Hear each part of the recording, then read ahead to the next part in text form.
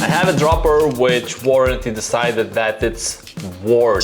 Well, worn for the reason, a slack here, there is also an adhesion worn out under the collars. I bought the service kit. I will do the test. I will see how well I can do that thing on my own, and later I will figure out whether I will actually do it with my current droppers. How to service Fox Transfer 2022 without any special tools. Wish me luck. The service kit itself has a lot of things.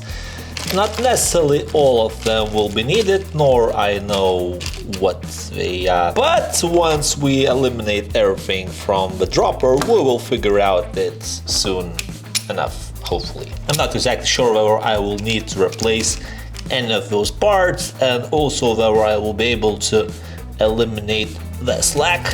We'll see.